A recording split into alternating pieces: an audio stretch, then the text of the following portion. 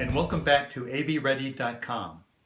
This is the fourth of 5 short videos on the AB Ready Code, which is a list of 10 habits which are guaranteed to help you succeed in school. Habit number 7. Do your homework every day and on time.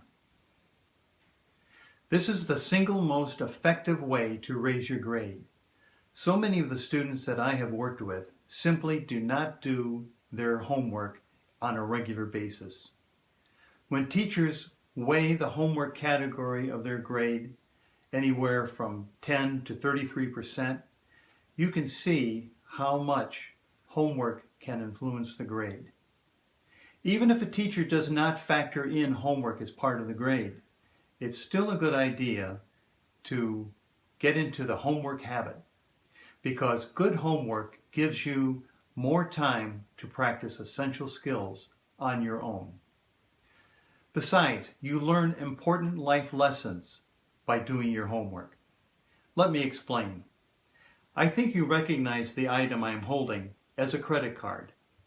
Now here's the good news about credit cards. They are so convenient. The bad news about credit cards is that the credit card company can charge interest and fees. If you pay the whole amount due each month on time, then you will not have to pay any interest or late fees. But if you don't pay the whole amount that's due, the credit card company will charge you interest, which could be as high as 29% of the amount that's due. And if you don't pay on time, then the credit card company charges a late fee, which can be $20 or more.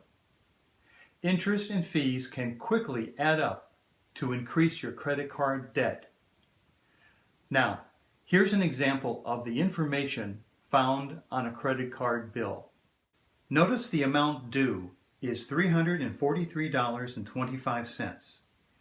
If you pay the whole amount due by the date that the bill is due, then you pay no interest and no late fee, which is great. But if you can't pay the whole amount, you have to pay at least the minimum payment, which in this case is $25, which sounds pretty good because that's all you need to pay in order to keep the credit card company from bothering you. But look at the minimum payment warning. If you only pay the minimum payment, it will take you about 17 months to pay off the debt you owe. Instead of paying $343, you end up paying $402. That's $59 in interest, your gift of free money to the credit card company. And that's assuming that you do not add a penny more to your credit card account for 17 months. And notice what happens when you are late paying this bill, even if it's only by 1 day. A $35 late fee. Now notice the rate of interest the credit card company charges, 22.99%. Do you know how much money you can earn in interest if you put your money in a savings account and a bank? Less than 1%. Does that sound like a good deal?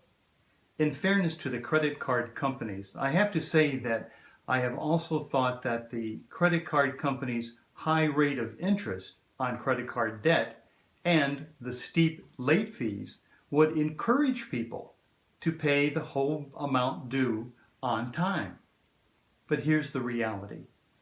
The average credit card debt in the United States is between $7,000 and $8,000. But there is a large portion of credit card holders who do pay the whole amount due on time and who pay no interest and no fees. The average credit card debt of people who do not pay the whole amount due each month is $17,000 to $18,000. That's enormous debt that you want to avoid.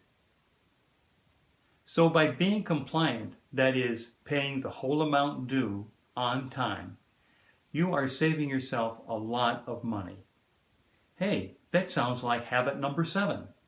By doing your homework every day and on time, You are learning a life skill that is critical for you in establishing a good credit rating, which is used by lenders to approve a loan for a car, a home, or a major expense.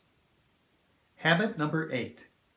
Ask questions at every stage of the learning process when you don't understand something. Too often, students think that education is all about teachers asking questions and students answering those questions. But really, it's the other way around. Education is about students asking questions in order to learn and teachers explaining something so that it is more understandable.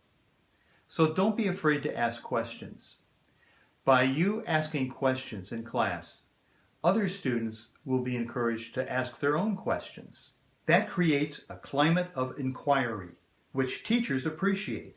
So from the first presentation of new learning, be curious and pursue questions that occur to you. So there you have habits 7 and 8. See you next time when we continue with habits 9 and 10 of the AB Ready Code.